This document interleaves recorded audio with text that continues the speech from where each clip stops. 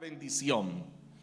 En efecto, el que quiera amar la vida y gozar de días felices, que refrene su lengua de hablar el mal y sus labios de proferir engaños. Que se aparte del mal y haga el bien, que busque la paz y la siga, porque los ojos del Señor están sobre los justos y sus oídos atentos a sus oraciones, pero el rostro del Señor está contra los que hacen el mal. Amén. Hasta ahí, hermanos, la lectura esta noche. Pueden tomar sus asientos.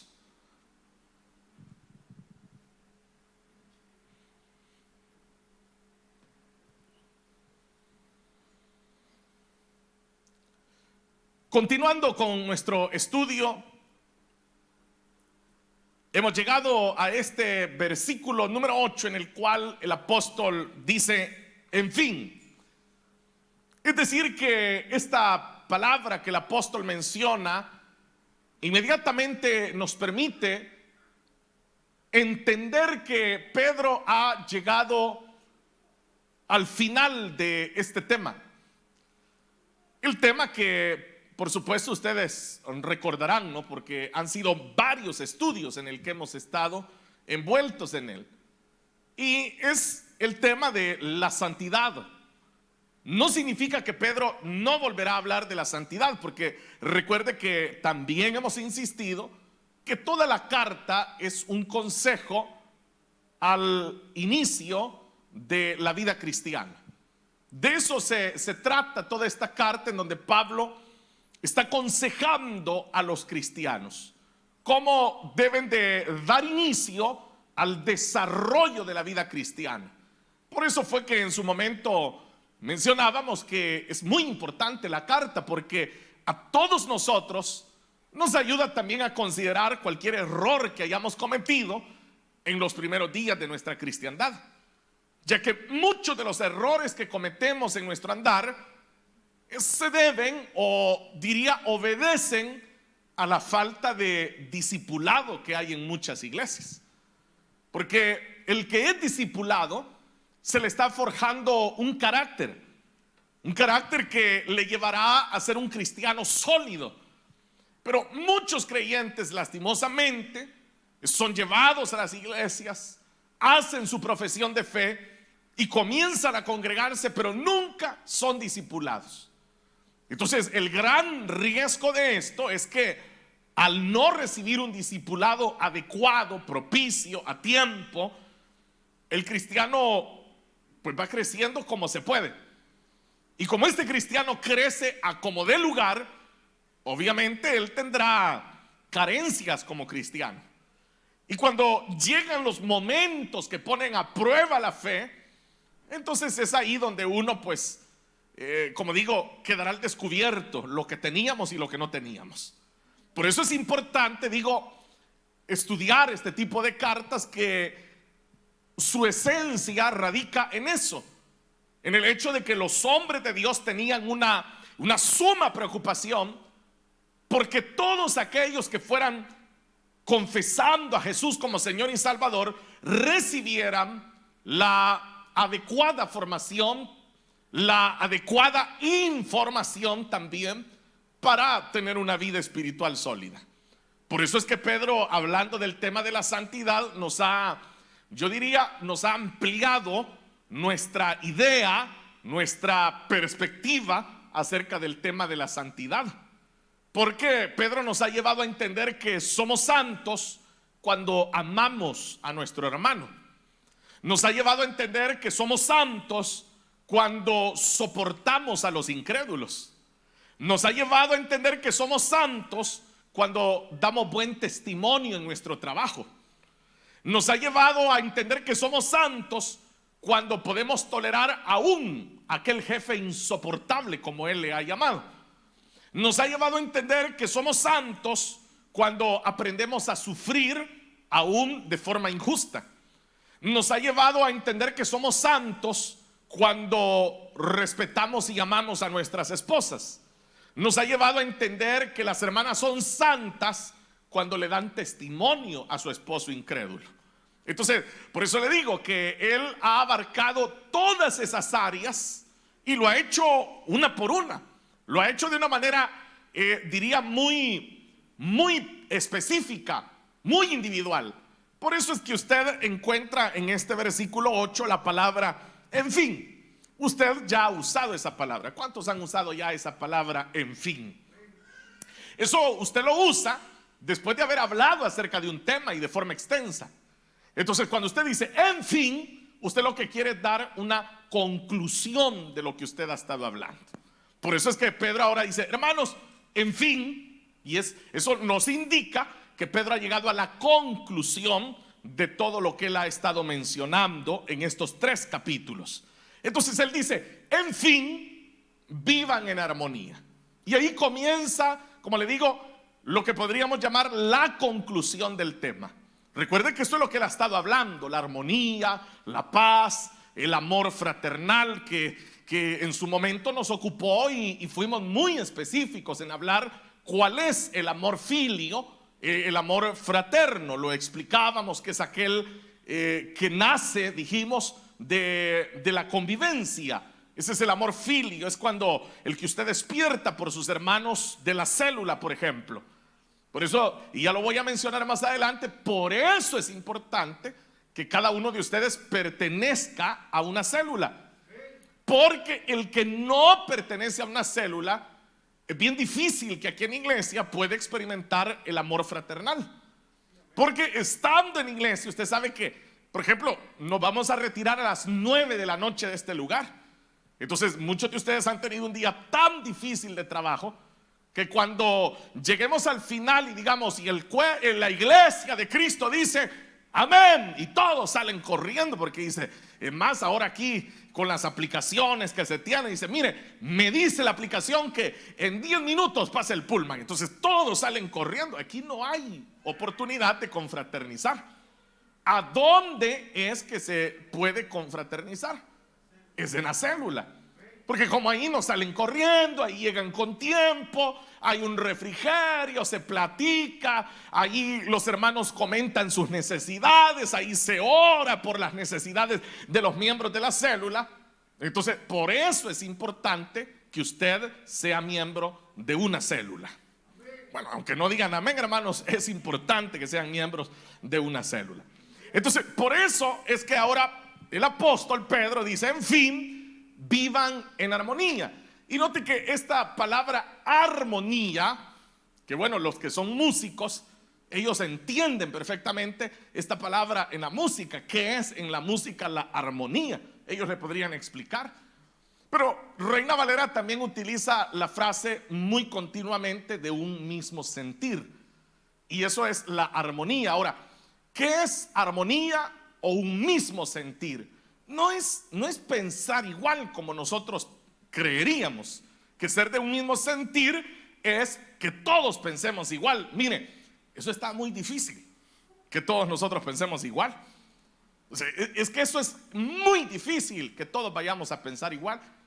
Pero la armonía nace cuando todos aprendemos a respetarnos nuestra forma de pensar. Y cuando nadie quiere atropellar al otro porque el otro piensa de manera diferente. O sea, yo le podría hablar a usted que yo tengo una gran cantidad de amigos pastores que no están dentro de la misión, que son pastores de otras congregaciones y de otros países. Entonces, una de las cosas que uno aprende es que, por ejemplo, yo no puedo llegar a una iglesia donde yo llegue de invitado diciéndole al pastor de la iglesia, mire, y usted no ha considerado que el púlpito no tendría que estar ahí, sino que tendría que estar ahí. Esa es parte de la armonía, donde yo aprendo a respetar a los demás. Dentro del cuerpo de Cristo, dentro de la iglesia del Señor, la armonía es necesaria. Porque en una iglesia donde hay armonía, hay santidad. ¿Qué es lo que tanto veo que le preocupa a muchas personas hoy en día, no? Porque hay mucha gente que, bueno, yo digo, están como obsesionados con el tema de la santidad. Pero ellos hacen un enfoque acerca de la santidad externa. Pero vea que aquí lo que Pedro está hablando es de que la santidad nacerá, dice, de la armonía que existe en medio del cuerpo de Cristo. Ahora, pero ¿cómo nosotros podemos lograr esa armonía? Porque en el versículo 8 hasta el versículo número 9, Pedro va a hablar de lo que debemos de hacer. Pero del versículo 10 en adelante, Pedro hablará de lo que no debemos de hacer. Entonces, note que el apóstol está siendo muy claro, muy específico con esto. Porque no solamente nos está diciendo lo que sí deberíamos de hacer, sino que también nos está diciendo lo que no debemos de hacer. Y este es uno de los consejos que uno le da, por ejemplo, a los padres que tienen niños pequeños. Que uno usted sabe que al niño no solamente se le debe decir no lo hagas, no lo digas, sino que al niño se le instruye por qué no debe de hacer lo que le estamos prohibiendo que haga. Porque de lo contrario, lo que se genera en el niño es más bien la curiosidad de hacerlo, porque él está interesado en saber por qué usted y yo le dijimos que no lo hiciera. Dentro del cuerpo de Cristo es importante que la entrega de la palabra sea completa, que no lo dejemos a medias a usted, que no solo le digamos no lo haga, no lo diga, sino que lo importante es que le expliquemos también por qué no debería usted de hacerlo y lo que ocurriría si usted lo hace. Pero ahí todavía estaría incompleto el pensamiento. El pensamiento se ve completo cuando le decimos, en lugar de hacer eso, haga esto. Allí se está complementando. Y eso es lo que Pedro va a hacer, porque en estos versículos primero habla de lo que sí debemos de hacer. Y lo primero que él dice que debemos de hacer es vivan en armonía los unos con los otros. Note, vivan en armonía los unos con los otros. No solamente se limita a decir vivan en armonía, sino que dice los unos con los otros. ¿Por qué? Porque a veces nosotros creemos estar en armonía con los demás. O sea, uno asume y uno dice, mire, como yo soy de los que llego a la iglesia, me siento, cierro los ojos y los abro hasta que me voy de la iglesia. Entonces yo estoy en paz con todos. Si los demás no están en paz conmigo, es problema de ellos ante el Señor. Pero no funciona así, Pedro lo está diciendo. Vivan en armonía los unos con los otros. Significa que el desafío para el creyente es aprender a convivir con los demás. Por eso dice, los unos con los otros. Entonces, algunos de los cristianos sienten y dicen, mire, yo por eso mejor no me llevo con nadie para que no hayan problemas. Entonces, así estoy en paz. No, usted va a vivir en armonía, no cuando usted esté solo. Va a vivir en armonía cuando aprenda a convivir con otros y a no tener problemas con ellos. ¿Ve? Ese es el desafío de la vida cristiana. Pero usted diría, hermano, es que eso es imposible. Yo le pregunto, ¿por qué es imposible? ¿Por qué sería imposible? Usted diría, es que no todos pensamos igual. Estoy de acuerdo, ya se lo dije, que no todos pensamos igual. Entonces, ¿cómo vivimos en armonía? Respetándonos, entendiendo que cada uno de nosotros puede tener una forma muy diferente de percibir la vida, de percibir el cristianismo. Pero ¿cuáles fueron los elementos que Pablo trazó como el fundamento para la armonía del cuerpo de Cristo? Pablo lo dijo. Pablo dijo, una sola fe, un solo Señor, dijo Pablo. Ahí está el fundamento innegociable de la vida cristiana. Una sola fe, un solo Señor. Ahora, pero ya lo demás, como le digo, tenemos diferentes maneras de percibirlo. Por ejemplo, hay hermanos, yo no sé si usted ha visto que hay hermanos que son bien susceptibles. Hay hermanos que hasta por una mirada, o sea, se pueden sentir mal. Hay hermanos que por todo se andan riendo. Y hay hermanos que a los que les cae mal el que por todo se ríe. Y dice, a mí me cae mal el hermano fulano porque solo riendo se anda. Entonces, el que está enojado quiere que el otro ande enojado igual que él. Y el que por todo se ríe quiere que el otro también se ría. Usted debe entender que aquí estamos mezclados Y tenemos diferente procedencia, diferentes temperamentos, tenemos diferente formación. O sea, ninguno de nosotros es igual, todos somos totalmente diferentes. Pero tenemos una sola fe y tenemos un solo Señor. Entonces eso nos une a nosotros y nos hace un solo cuerpo ante Cristo Jesús. Un solo cuerpo. Ahora, por supuesto, seguimos siendo diferentes, por supuesto que sí. Por eso es que hay hermanos que no necesitan que se les ande motivando, ellos solos hacen las cosas. Hay otros que hay que motivarlos 3 días para que trabajen uno. O sea, es diferente todo el desafío en la vida cristiana, pero ese es el cuerpo de Cristo. Bueno, una de las cosas que yo he aprendido siempre, cuando hay hermanos que son problemáticos, yo digo, con que lo amó el Cordero, digo yo, y no lo voy a amar yo. Si de todos modos el que dio la vida por él es el Cordero, y si el Cordero lo amó, yo estoy obligado a amarlo también. Entonces vea que la armonía es posible. Sí es posible que haya armonía en la iglesia. Nosotros somos los que hemos tenido el concepto de que armonía es que todos vamos a pensar igual y que todos vamos a entrar aquí casi volando a la iglesia. Entonces esa es la idea de, por eso hay hermanos que hasta se van de algunas congregaciones y dicen, me voy porque aquí no hay armonía. Pero ¿a qué le llama usted armonía? Es la pregunta. ¿Qué es armonía para usted? ¿Qué es estar en un mismo sentir para usted? Bueno, en donde, como le digo, todos debemos de coincidir es en nuestro amor por el Señor. Todos debemos de coincidir en amar al Señor por sobre todas las cosas. Cuando nosotros aprendemos a amar a Dios por sobre todas las cosas, aprenderemos a amarnos nosotros también.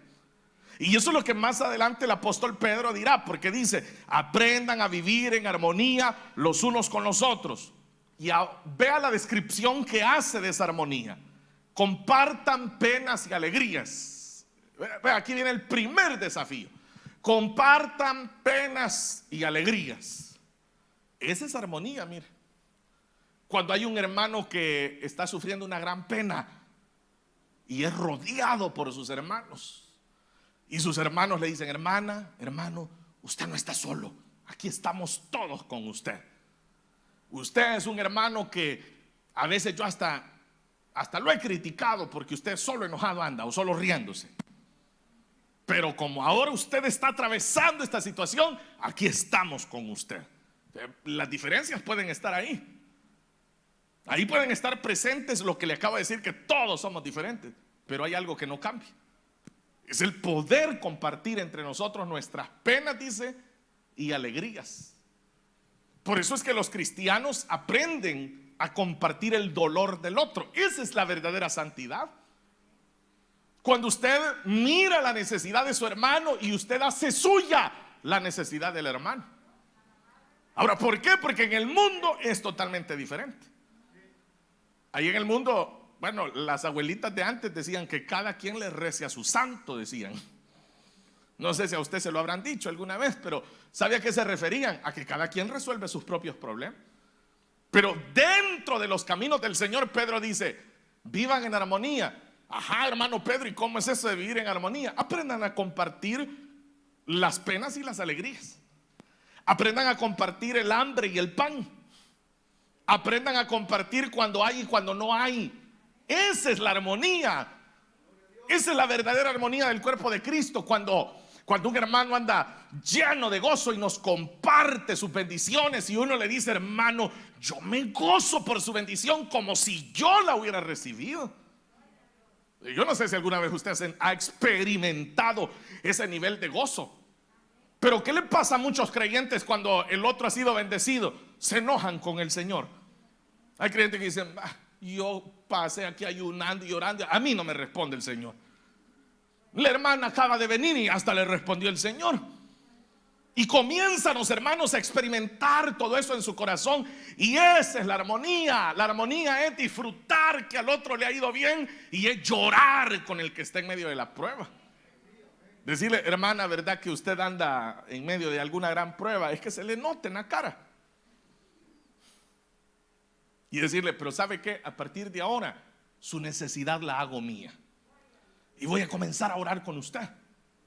y ahí me cuenta, por favor, cuando el Señor le haya dado una respuesta. Esa es la armonía.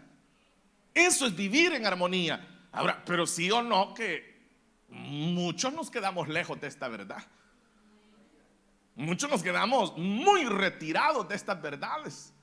No terminamos de despegar de ese nivel y llegar al nivel que Pedro está diciendo ahora. ¿Por qué? Por todo lo que ya vamos a ver más adelante. Porque el creyente ha perdido su santidad anidando el rencor, el odio, la venganza en su corazón. O sea, el creyente ha dejado que en su corazón comiencen a germinar sentimientos que son de la carne, que no son del espíritu.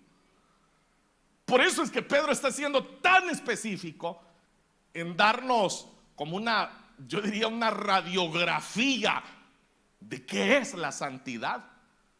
Y dice, hermanos, la santidad es cuando ustedes aprenden a vivir en armonía, cuando ustedes comparten el llanto del otro, cuando ustedes comparten la alegría del otro. Esa es la verdadera santidad. Entonces sigamos, porque la lista es un poco larga y dice: practiquen el amor fraternal. Note esta palabra, practiquen. Usted sabe qué es practicar. O sea, practicar es hacerlo continuamente. Eso es practicar, algo que se hace continuamente. Por eso es que el apóstol Juan, en la primera carta que él escribe, él habla de lo contrario. ¿Qué es lo contrario? Dice, el que practica. ¿Quién sabe qué dice primera de Juan? El que practica el pecado, dice Juan. Ya se les olvidó, y esa carta ya la estudiamos. Acaban de fallar ya la primera pregunta del examen ustedes esta noche. Por eso es que Juan dice así, de practicar el pecado. El que practica el pecado es del diablo, dice. ¿Pero a qué se refiere con practicar el pecado? No está hablando de aquel hermano que llegó una situación en su vida y falló delante del Señor. No, él está hablando de aquel que pecó ahora, pecó mañana, pecó pasado mañana, pecó la siguiente semana. Tiene hasta calendario de cuándo le toca pecar. Ese es el que practica el pecado. Se hace ágil y hábil para practicar. Cuando ahora Pedro nos dice, practiquen el amor fraternal. Entonces, ahora, ¿a qué se refiere Pedro? Que lo hacemos todos los días. Nosotros amamos a nuestros hermanos todos los días. Todos los días oramos por ellos, todos los días estamos a favor de ellos, todos los días estamos al servicio de ellos. Ese es el amor fraternal, el que está allí entregado siempre para sus hermanos. Y usted no me dejará mentir que hay hermanos que ya hasta una reputación tienen. Y por eso hay muchos hermanos que dicen, yo cuando tengo alguna dificultad siempre voy donde la hermana tal y con ella me pongo a orar, porque esa hermana siempre está ahí para mí. ¿Qué es eso? Es que ya a esta persona le han identificado como alguien que practica el amor fraternal. Pero de repente también es lo contrario, ¿no? Cuando dice, yo con el hermano tal ni hablo de mis situaciones porque ni caso me hace. Y fíjense que con esto, por eso yo a los pastores siempre les he aconsejado eso, que cuando un hermano está contándonos una situación, una pena, un problema, hay que prestarle muchísima atención, porque los hermanos rápido identifican cuando alguien no les está prestando atención. Y hasta dicen, yo contándole mis problemas al pastor, y el pastor en otra cosa estaba pensando. Y hay pastores que se van haciendo esa fama, pero diferente es aquel pastor que hasta le pregunta, ¿no? Hay gente que hasta se queda sorprendida cuando de repente uno le dice, hermano, ¿y qué tal? ¿Cómo le fue con la situación? Dice, ah, sí es cierto, ¿verdad? Si le dije, no, ya estuvo, hermano, ya estuvo. Y dice, ah, yo estaba esperando que me confirmara la respuesta del Señor. No, sí, ya confirmó el Señor.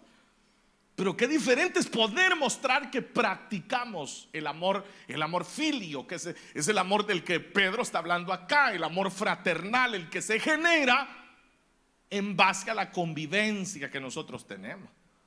Ahora, aquí refuerzo lo que les acabo de decir hace unos minutos, la célula, la importancia de la célula. Hay muchos que menosprecian el trabajo celular. Dicen, ¿y para qué ir a la célula? Dicen, y no, de todos modos el domingo hay que ir al culto. ¿Para qué voy a ir en la tarde el sábado si el domingo hay que ir al culto? Y hay unos que van más lejos y hasta menosprecian al líder. Y dicen, para ir a oír al hermano, para ir a oír a la hermana. Si a veces la hermana hasta se le olvida el tema, bien nerviosa se pone. En vez de orar, ¿verdad?, por el líder, por la lideresa que está haciendo un enorme esfuerzo por enseñar la palabra. Porque usted debe entender que cada líder, cada lideresa son hombres y mujeres que están dedicando el doble de tiempo del que usted dedica a la obra. Yo no sé si ustedes sabían, pero por ejemplo, todos los líderes de nuestra iglesia, y no solo de acá de Milano, sino de todas las filiales, los días martes a las 9 de la noche, oiga, a las 9 de la noche, se conectan con su servidor en una videollamada para estudiar la guía que se va a entregar el día sábado. De 9 a 10 de la noche, ahí los tengo a los hermanos. Y a veces hasta nos pasamos de las 10 de la noche, porque todavía nos ponemos a despedirnos y todo. Y el sábado ahí lo tiene usted otra vez, dedicándole más tiempo todavía al hacerlo. Y que hayan hermanos que dicen, mire, pero ¿qué voy a ir? Y después se están quejando y dicen, a mí nadie me habla en iglesia. Fíjense que yo llego a la iglesia y ni me vuelven a ver. Pues es que no lo conocen, no la conocen, no saben quién es usted. Yo no sé si usted ha visto cómo se pone aquí el domingo. ¿Han visto ustedes cómo se pone el domingo aquí? Como que es mercado. Está lleno. Y eso que ahorita todavía tenemos un montón de hermanos que no han regresado, ya sea de vacaciones, de que andan trabajando. Pero yo le aseguro que ya este domingo, hermanos, vamos a tener el doble de la asistencia que tuvimos este domingo. Entonces, claro, seamos honestos, y ahora con estas medidas ni nos saludamos siquiera. Antes por lo menos cantábamos el coro de la bienvenida, bienvenido a esta iglesia, y aunque sea la mano nos dábamos. Ahora ni eso nos podemos dar. Entonces, ¿cómo lo van a conocer? ¿Cómo van a tener ese amor? Por eso les dije que el amor fraternal brota de la convivencia, de estar cerca, de compartir. Allí se va dando el amor fraternal. Pero si usted no comparte con nadie, ¿cómo lo van a amar? Si usted es una persona que aparece y todavía, como ya le dije, algunos son de ese concepto, ¿verdad? Dicen, no, yo llego a la iglesia, me siento, recibo la palabra y me voy. A mí no me gusta que nadie ni me anden preguntando nada. Yo llego a adorar al Señor, dicen otros. Pero el problema es que usted se está volviendo un solitario, una solitaria. No tiene la oportunidad de confraternizar con otros hermanos. Y todos necesitamos siempre el amor de nuestros hermanos. Todos necesitamos eso. Entonces, claro, durante el día domingo es bastante difícil que aquí todos nos vamos a conocer. Yo le aseguro que hay hermanos del distrito 1 que no conocen a los del 2. Hay hermanos del 2 que no saben ni quiénes son los del 3. Y solo lo han oído y dicen, yo solo sé que hay un distrito 3, hermano. ¿Dónde? Aquí en la ciudad de Milano están, no sé. Pero así me han dicho. Bueno, ahí están los hermanos de las filiales. Estuvimos el viernes con ellos en una vigilia.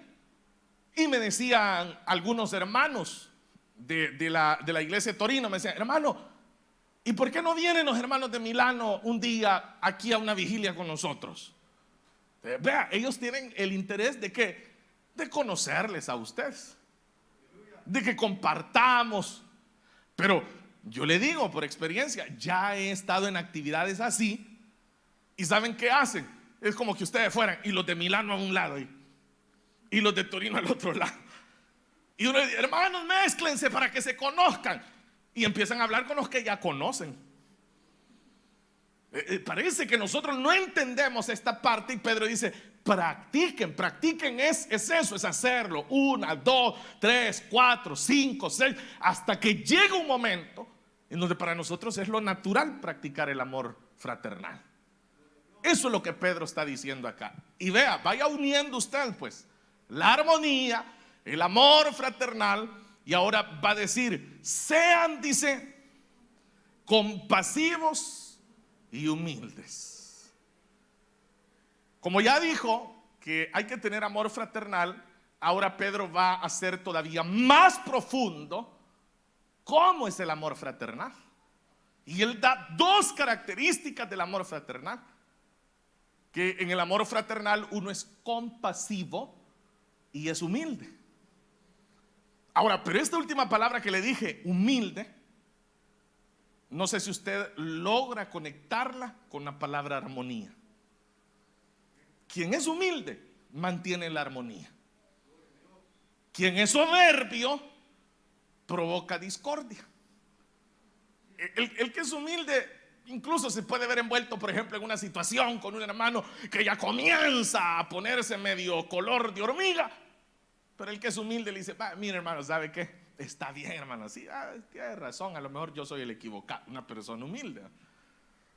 El que no es humilde le dice: no, hermano, es que aunque lo vea llorar a usted lágrimas de sangre, no le puedo decir que sí. Aquí, hermano, vamos a sacar chispas porque somos iguales. Esa es la falta de humildad. Entonces, el amor fraternal está unido a la armonía, pero esa armonía se da entre personas que son compasivas y humildes. ¿Qué es ser compasivo? Bueno, compasivo es aquel que es sensible a la necesidad del otro. Ese es el compasivo. El que mira al otro e inmediatamente lo que siente en su corazón es compasión. El deseo de estar ahí y apoyarle y ayudarle. Porque eso es lo propio de un cristiano, ¿sí o no? O sea, porque usted no puede decir: yo soy santo delante del Señor, y tener el corazón más duro que un incrédulo. Ver la necesidad del otro y usted comiéndose un gran pan enfrente del otro que no ha comido nada. Y todavía lo saborea y le dice: qué bueno es el Señor, ¿verdad? Y si este hermano está así como está, algún su pecado tiene ahí oculto, y por eso es que el Señor no lo prospera. Pero los que esperan en el Señor, doble pan tendrán. O sea, eso es absurdo. El creyente que realmente es santo, una de las muestras, de las características externas de la santidad interna que tiene, es que siempre se va a doler de la necesidad de otro.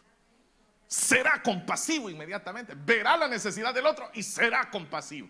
Verá la enfermedad del otro y lo que le va a brotar es ser compasivo. No puede cerrar los ojos, ser indiferente a la necesidad ajena, porque una de sus características es la compasión. Así como dice la escritura de Cristo Jesús, que dice que vio a la multitud y dice que se compadeció de ellos y les dijo a los discípulos: hay que darles, ¿de qué les dijo? De comer. No tenemos, dijeron los discípulos.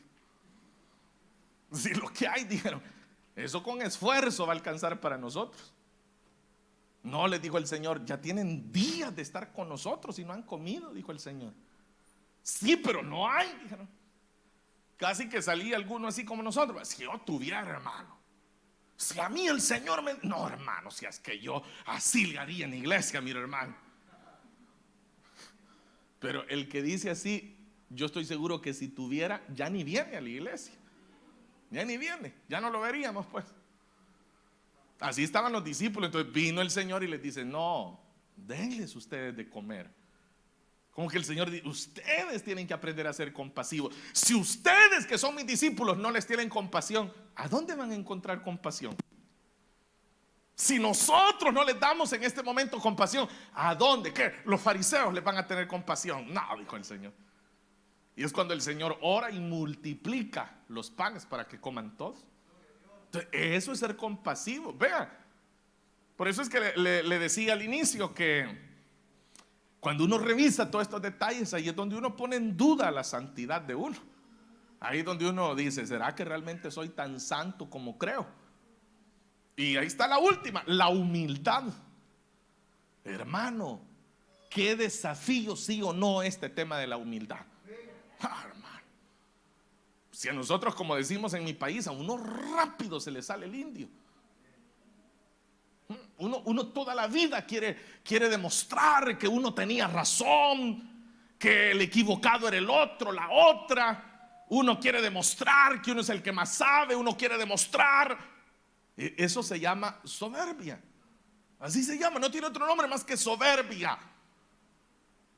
Y la soberbia no es bien vista por Dios.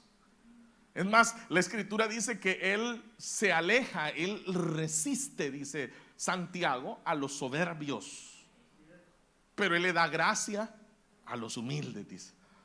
Entonces, eso es lo que el Señor está esperando. Así que con todos estos elementos que hemos revisado hasta este momento, usted puede hacerse un perfil. ¿Cómo anda con su santidad usted? Y si yo le digo, hermano, ¿con qué nota pasó el examen de santidad? Ahí están todas las preguntas. Y usted empiece: armonía, penas y alegrías, práctica de amor fraternal, compasión, humildad. No sé cuánto se sacó ya. Versículo 9, sigamos porque no he terminado todavía. No devuelvan mal por mal. Aquí, hermanos, ya se va poniendo más duro el examen. Hay hermanos que pierden su santidad por andar peleando por su santidad. No sé si entendió. Pero pierden la santidad por defender su santidad. Y ahí está diciendo, no, dice. Y por eso comienza diciendo, no devuelvan mal por mal. Mire, hermano, gente que nos quiera hacer mal vamos a encontrar a cada rato. A cada rato. Y si usted todavía no ha hallado, ya lo va a hallar, espérese.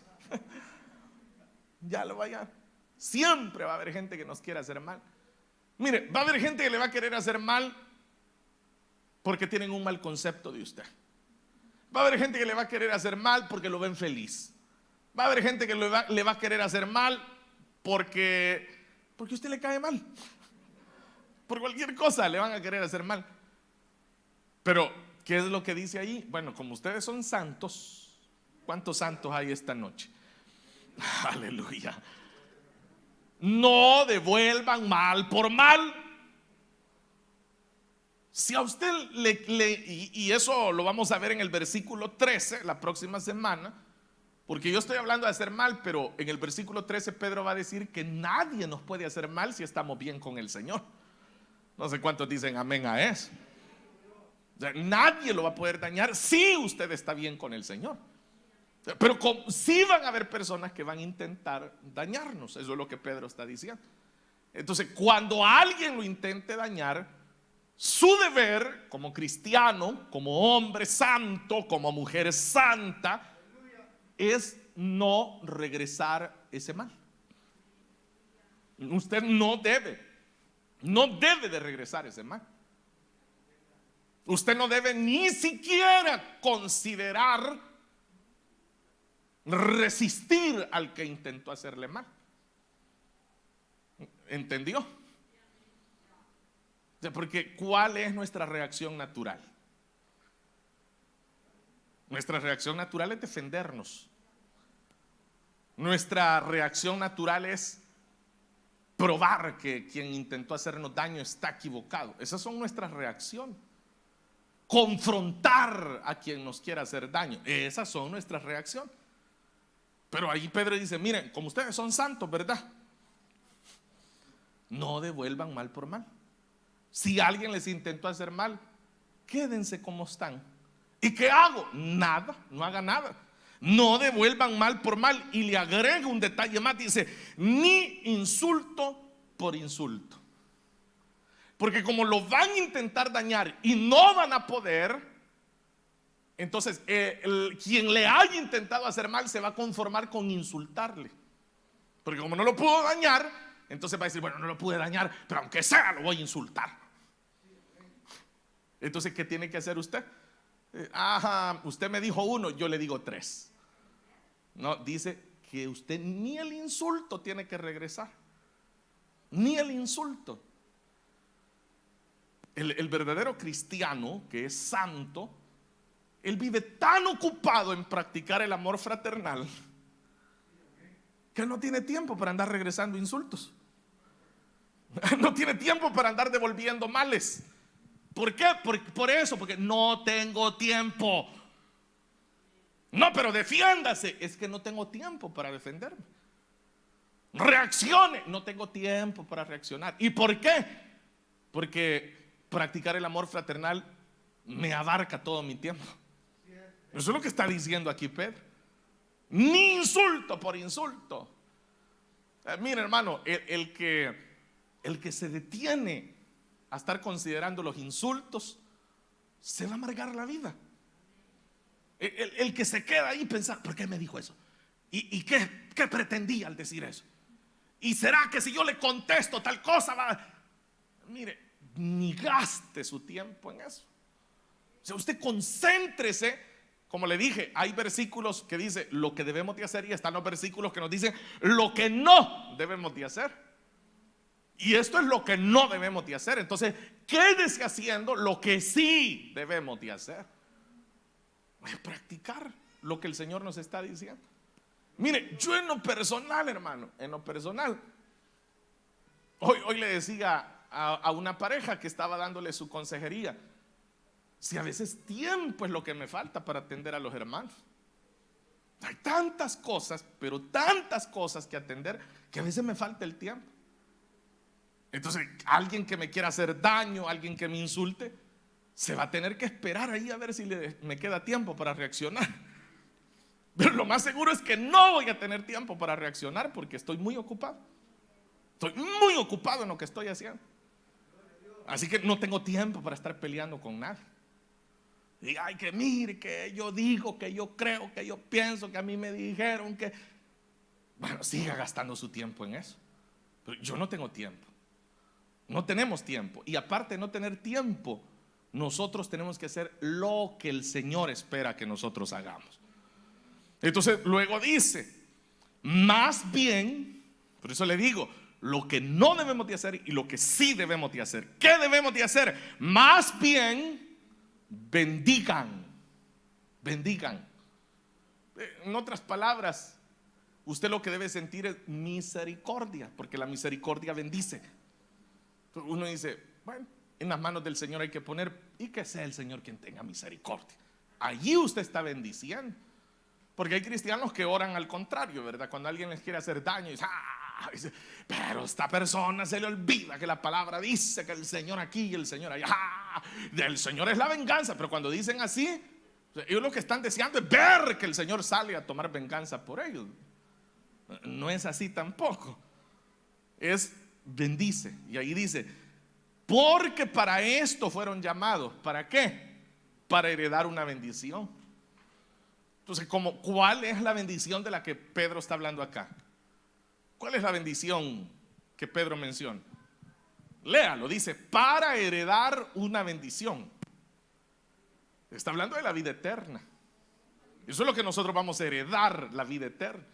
Entonces, como nosotros vamos hacia la vida eterna, nuestro deber es bendecir. ¿Y cómo podemos bendecir? Orando por aquellos que están mal, diciendo, Señor, ten misericordia. Si es una persona inconversa quien a usted le quiere dañar o le insulta, ore, Señor, que en algún momento esta persona te conozca. Usted ahí está bendiciendo porque está intercediendo por esta persona. De eso se trata, es lo que Pedro ahora nos está explicando. Bien, pasemos al versículo número 10. En efecto, dice, y aquí lo que Pedro hace es recordar algunos pasajes o algunas frases del Salmo número 34. Eso es lo que Pedro va a mencionar. El que quiera amar la vida y gozar de días felices. Oiga, aquí está hablando de la felicidad en la vida, de una vida llena de paz. Eso es lo que él está hablando. Por eso ha traído a memoria el Salmo 34. Pero da el consejo, y el consejo es que refrene su lengua de hablar el mal y sus labios de proferir engaños. Que refrene su lengua de hablar el mal y sus labios de proferir engaños. ¿A qué se refiere Pedro con estas dos frases? de refrenar la lengua y luego los labios que dicen engaño. Él de lo que está ahora hablando acá es del que siembra discordia. Eso es lo que él está mencionando, haciendo mención de que siempre habrán, podríamos llamarle, instrumentos de Satanás que tratarán de sembrar discordia entre el cuerpo de Cristo. Eso es lo que le está diciendo. Entonces, por eso menciona la lengua y los labios. Y note que dice que los labios están profiriendo engaño, es decir, están tratando de engañar a alguien. Están tratando de sembrar una mentira, pero que sin lugar a dudas, esa mentira es capaz de generar una discordia. Ahora, ¿por qué menciono la palabra discordia? Porque hemos estado hablando de la armonía, que es lo contrario a la armonía, la discordia. Entonces, ¿cómo se pierde la armonía? Ya vimos cómo construir la armonía, véalo así. El repaso que hemos hecho nosotros esta noche, cómo se construye la armonía. Número 1, sufriendo con el que sufre. Número 2, alegrándonos con el que se alegra. Y así usted puede ir poniendo punto por punto. Y Dios le dice, mire qué bonito cómo se construye la armonía. Pero viene Pedro y dice, sí, señores, pero así como se construye, así también se puede derribar la armonía. ¿Y cómo se derriba la armonía? Bueno, a través de la discordia que se siembra. ¿Y cómo se siembra la discordia? Bueno, hay algunos que no saben refrenar su lengua. Y vea, esto también Santiago lo menciona cuando dice que es el miembro más pequeño del cuerpo, pero dice que es capaz de causar un incendio. O sea, la lengua. Y hay cristianos, hermanos, que no saben refrenar la lengua. ¿Cómo se refrena una lengua? No sé, ¿verdad? Solo que se la muerda quizá. Pues si usted lo que va a decir, lo que puede provocar es problemas, refrene su lengua, hermano. No hable, mejor no hable. Si lo que va a decir no bendice, no hable, mejor. Si lo que usted va a decir no le consta, no lo diga, mejor. ¿Cuánta gente se ha acostumbrado a eso, verdad? Dicen que dijeron, que habían dicho, que le mencionaron, que le contaron y que le habían dicho. Y usted le dice, sí, pero a usted le consta. No, pero a mí me dijeron que habían dicho, que entonces le dijeron y después le dijeron y después le contaron y después. Entonces por eso es que dice. Sí, pero ¿y usted tiene alguna prueba? No, pero como a mí me dijeron. Ahí está la gente. Y lo que están generando es una discordia. Por eso dice Proverbios que hasta entre los amigos puede haber discordia a causa de eso, de lo que nosotros llamamos el chisme. De eso. Ahí lo está diciendo ahora la Escritura. Proferir engaño. El engaño es la mentira. Usted no puede participar de eso. Usted debe de aprender a abrir su boca solo para bendecir, solo para edificar, solo para consolar. Para eso debe de abrir usted su boca. Si lo que usted va a decir bendice, edifica, consuela, dígalo. Si lo que usted va a decir destruye, mejor no lo diga. Hay personas, y hablo de cristianos, pues, que entran en eso, ¿verdad? De decir, no, es que yo así soy. Dicen, yo lo que pienso lo digo. ¿A usted le parece sensato eso? ¿A usted le parece de sabios eso? Y que todavía hasta se jacten, yo así he sido desde que tengo memoria. Hay otros que tienen frases hasta más populares, ¿verdad? Hay unos que dicen, yo no tengo no sé qué en la lengua. Y ¿usted cree que le vamos a aplaudir por eso? De un aplauso para la hermana que tiene la lengua así de... No, por el contrario. Proverbio dice que hasta el necio pasa por sabio cuando sabe callar. Vean hasta dónde lo lleva el proverbista. Hasta el más necio, dice, es contado entre los sabios cuando mejor no abre la boca. Esa es la armonía. Esa es la armonía. Bueno, pero sigamos, o no sé si ya se tienen que ir. Que se aparte del mal y haga el bien, que busque la paz y la siga. Una vez más volvemos al tema de la armonía. No abre la boca, sino que por el contrario, mejor busque la paz. ¿Cómo se busca la paz? ¿Cómo se sigue? Ya lo dijimos, viviendo en armonía con los demás, comprendiendo, perdonando, amando, tolerando, respaldando, motivando, consolando a los otros, no metiéndonos en lo que no tenemos que meternos. Esa es la verdadera paz. Por eso es que el Señor hablaba de que la paz que Él nos da, dice, es una paz que el mundo no puede dar. No la puede dar, porque es una paz que se genera aquí adentro. Es una paz que solo puede ser generada por los que han nacido de nuevo. Y ahora en el versículo final, que es el versículo 13, nos da el motivo de peso por el cual nosotros debemos de ser muy sabios, muy cuidadosos con nuestra forma de conducirnos. Porque dice, por eso comienza así, porque es la razón. Cuando nosotros decimos porque, estamos dando una razón. Porque los ojos del Señor están sobre los justos. ¿Cuántos justos hay esta noche aquí? No, o sea, todos los que tienen a Cristo en el corazón son justos. O sea, porque han sido justificados, pues por la fe tenéis paz para con Dios. Ahora voy a hacer otra vez la pregunta: ¿cuántos justos hay aquí esta noche? Amén. Entonces, los ojos del Señor están sobre ustedes. Y fíjense que es bien curioso, porque Pedro no va a hablar solo de la vista del Señor, sino que luego dice, y sus oídos atentos a sus oraciones. Entonces Pedro está diciendo que los sentidos del Señor están sobre nosotros. Eso es lo que Pedro está diciendo, que el Señor mismo está pendiente de nosotros. Y esto no solo vale para nosotros, sino que, por ejemplo, lo que ya mencionamos, si usted cree que alguien le quiere dañar, los ojos del Señor están sobre esa persona. Los oídos del Señor están sobre sus oraciones. Eso debería de brindarnos paz a nosotros, ¿sí o no? Pero el rostro del Señor, dice, está contra los que hacen el mal. Vea que ya no habla de los sentidos, sino que del rostro del Señor. Está, dice, contra los que hacen el mal. ¿Y quiénes son los que hacen el mal? Los que ya vimos en el versículo, que no refrenan su lengua y que con sus labios profieren engaños. Entonces, ¿qué significa una vez más esto? Que usted no debe de perder el tiempo en eso.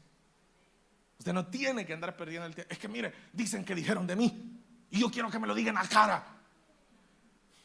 Deje eso en las manos del Señor. Es el rostro del Señor estará contra aquellos que quieran hacer el daño a usted. ¿Lo cree o no lo cree? Entonces, deje de perder su tiempo. Dedíquese a lo que le corresponde. ¿Y qué es lo que le corresponde a usted? Llevar una vida santa delante del Señor. A eso hemos sido llamados.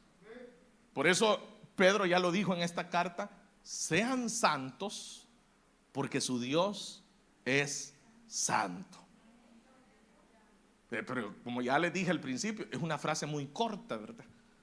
Que puede ser interpretada de diferentes maneras. Pero Pedro ya nos dio aquí 3 capítulos de a qué se refería él cuando le dijo a la iglesia: sean santos como su Dios es santo. Mira, aquí hemos visto, hermanos, elementos. El esposo que es santo, la esposa que es santa, el trabajador que es santo, el hermano que es santo, la hermana que es santa. Aquí hemos visto todo. Y bueno, y lo que nos falta. Queridos hermanos, llegaremos en esta ocasión hasta acá. Y será la próxima semana que iniciemos ya el versículo 13, en donde, como ya les adelanté, dice: ¿quién les va a hacer daño? ¿Quién les va a hacer daño si ustedes se esfuerzan por agradar al Señor? Por lo tanto, nuestro mayor esfuerzo, y con esto termino, es decirles, hermanos, esforcémonos por llevar una vida que agrade a Dios. Y la vida que agrada a Dios es esta: la vida compasiva, la vida humilde, la vida que está al servicio de los demás, la vida que se esfuerza por practicar el amor fraternal. La vida que se esfuerza por seguir todo lo que el Señor nos ha ordenado en su palabra. Amén, hermanos. Vamos a hacer una oración entonces.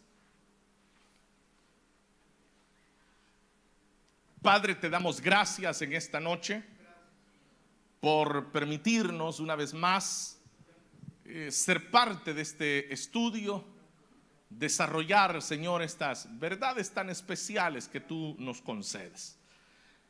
Te rogamos, Señor, que al meditar versículo a versículo, tu pueblo pueda entender y desprender de cada uno de ellos el consejo que nos permita llevar una vida muy agradable a ti y alejarnos, por supuesto, de todo aquello que a ti pueda ofenderte.